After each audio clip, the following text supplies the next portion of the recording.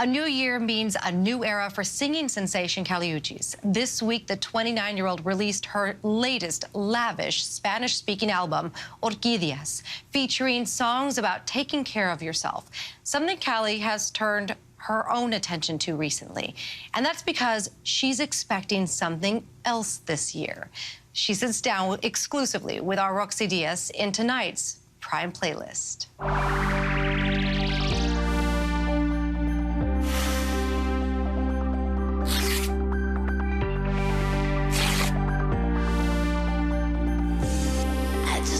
Get higher with my lover.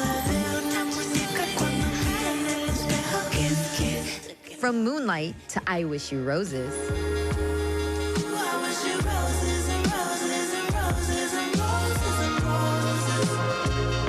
Colombian-American singer and songwriter Kali Uchis proved with her smash hit album Red Moon and Venus, she produces nothing but hits. The 29-year-old performing a sold-out tour across the U.S., including performances at legendary venues like Radio City Music Hall in New York City, where I sat down with Kali Uchis last year.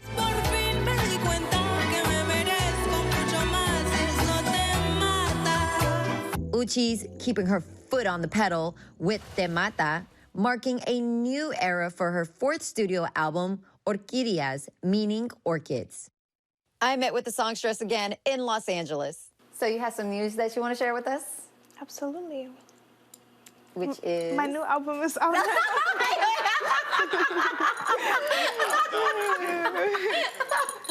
She's like, you see it, Rocsi. There's no hiding esto right here. Right. What do you want me to say? It's on display right now. That's too funny.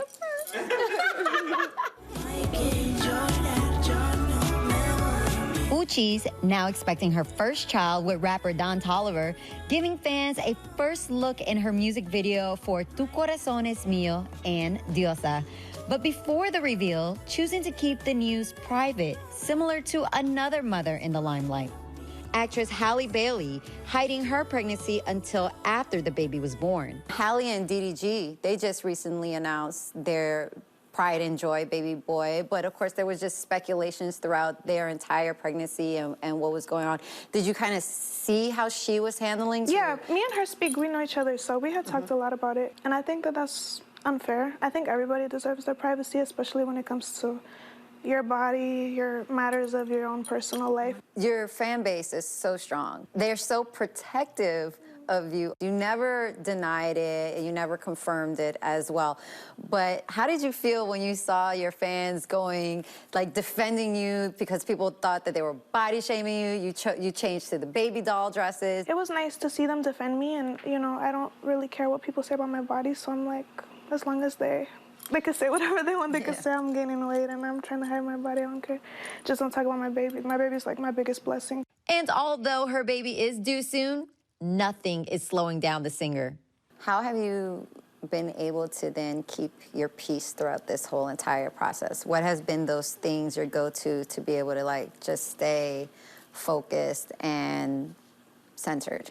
I think just being a working woman in general is hard. There's so much, like, pregnancy discrimination. I don't want to be like a stereotype of like, oh, I'm just going to stop working now. It's just that reminding myself, like, I don't owe it to anybody. Just people speculating that I was pregnant. It was, you know, fans saying horrible things like, oh, you know, like, oh, you're in your prime, don't do that, and it's like, you just don't even want that type of energy when you're pregnant. Last time we spoke and we sat down, walk me through what's been happening since then to, like, the trajectory of where Kali is now. Is your mindset still the same? No, so much has happened between that time. I mean, besides my pregnancy as well, it's like just so much has happened and life has changed so much. I just don't care about a lot of the things that I used to care about, and I feel like I want to be more present than ever in my life, and I feel like I want to definitely preach about presence and share as much as I can. Like, I wish there's so much that I wish that I knew when I was growing up that I really want to, like, share with the younger generation. So yeah, that's kind of the mental space that I'm in right now.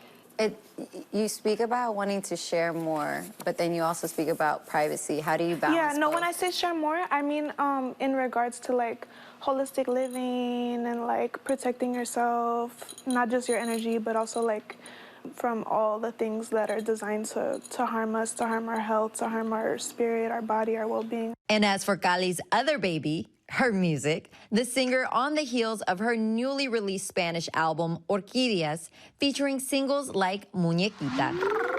Gatita. The 14-track Spanish record is her most genre-bending project yet, with splashes of merengue, disco, and bolero.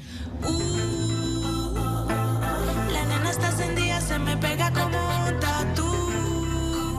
The highly anticipated collaboration on the record, Labios Mordidos with Karol G, surpassing over 30 million streams on Spotify and over 20 million views on YouTube, takes fans for a spin with the reggaeton banger. She has a really beautiful spirit. Like, I feel like I can just talk to her and it's like big sis energy. I feel like I love just finding women that I can share experiences with about this industry that we're in, because it is so hard to face like alone, and so it's nice to find peers that are just real and level-headed. I feel like I can talk to her about stuff. She shows real love. She shows real support. El Alfa, JT, and Raúl Alejandro also making appearances on the record. Pero ella no se rinde, sonríe aunque le duela, porque personas como ella ya no quedan. But one that may surprise fans, her track, Igual que un ángel, with Peso Pluma. Someone else that you have sounding like we've never heard before is Peso Pluma. Oh, yeah. How did that even come about? Tell me about the song. I have to take my hat off to him because I was not expecting him to want to jump on that song in particular. I was kind of more expecting a different song. I think he's going to surprise everybody with how good he actually made himself sound on the song and how well he was able to, you know, jump into a genre so different from what he's used to. I think that's something really important for an artist to be able to do. I knew orchids were your favorite flower.